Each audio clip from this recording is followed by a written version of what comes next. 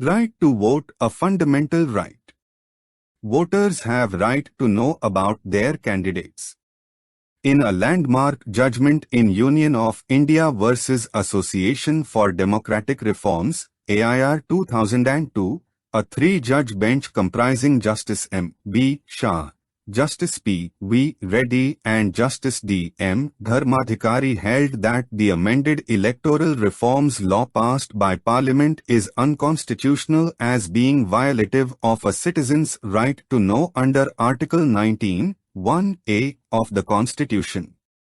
In this case, the petitioners for democratic reforms filed a PIL and requested the court for a direction to implement the recommendation made by the Law Commission in its 170th report. On 2 May 2002, the Supreme Court delivered a judgment and directed the Election Commission to issue a notification making it compulsory for those who contest elections to make available information about their education, assets, liabilities, and criminal antecedents for the benefit of voters. The Election Commission acted upon the order of the court and issued the notification making it compulsory to provide above information before filing their nominations for contesting elections. Thereafter, Parliament amended the Electoral Law, Representation People's Act and negatives the court's judgment and Election Commission notification. The Pupil moved the court challenging the validity of electoral reforms law as being violative of a citizen's right of information under Article 19, 1A of the Constitution.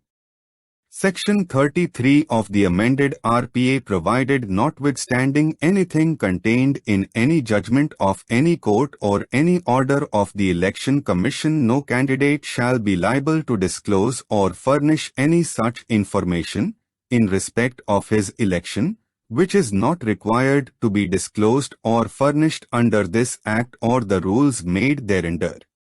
Thus, the amended RPA provided that only candidates who are elected were required to give details of their assets and liabilities to the concerned presiding officers of the houses, and not the MPs who are not elected. The court held that Parliament had no legislative competence to direct the state or its instrumentality to disobey the orders of the court. The Parliament cannot declare that the law declared by the Supreme Court is not binding. The court restored its 2 May 2002 verdict and directed the Election Commission to issue a fresh notification for the implementation of its judgment. Keeping the amended RPA in mind, the court asked whether there was any necessity to keep the voters in dark about any murder, dacoity or rape committed by a candidate or about his ill-gotten money which could be used for elections.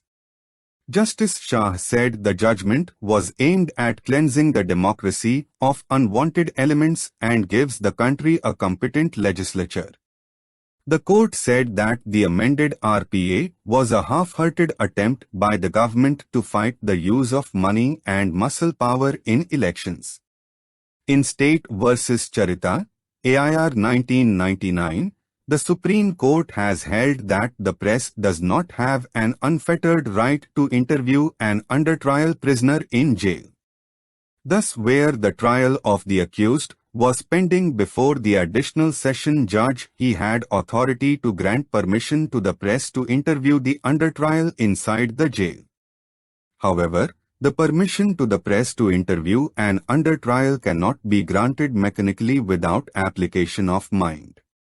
The court, while granting permission, will have to weigh the competing interest between the right of the press and the right of the authorities prohibiting such interview in the interest of administration of justice.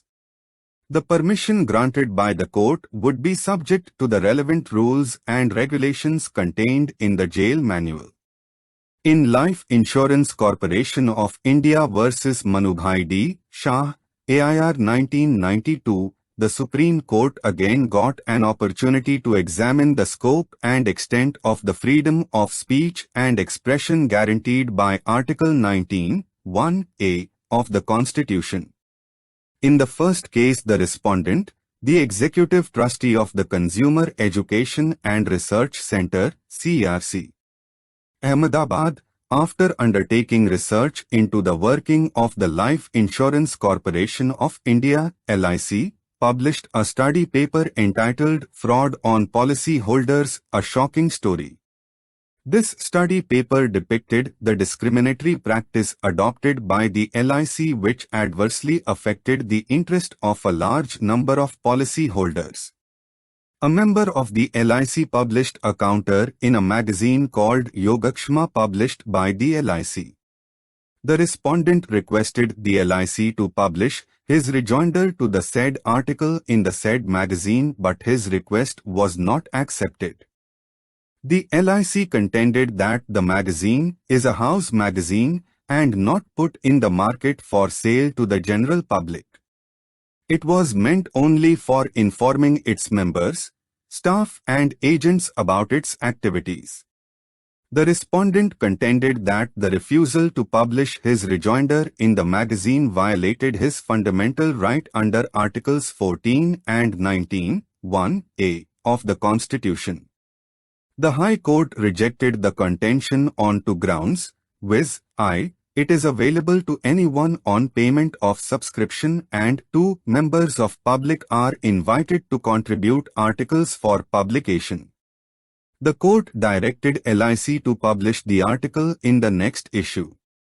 In the other case, the managing trustee of the respondent's trust had produced a documentary film on Bhopal gas disaster titled Beyond Genocide. This film was awarded the Golden Lotus, being the best non-feature film of 1987. At the time of the presentation of awards, the Minister for Information and Broadcasting had made a declaration that the award-winning short films would be telecast on Doordarshan. The respondent submitted for telecast his film to Doordarshan, but it refused to telecast the film on the ground that its contents were outdated and did not have relevance for the telecast. The respondent then filed a writ petition challenging the refusal on the ground of violation of his fundamental right under Article 19, 1a of the Constitution and for a mandamus to Doordarshan to telecast the same. The High Court held that the respondent's right under Article 19, 1a obligated Doordarshan to telecast the film since the refusal was based purely on an executive order and not law within the meaning of Article 19, 2, and directed the Doordarshan to telecast the film.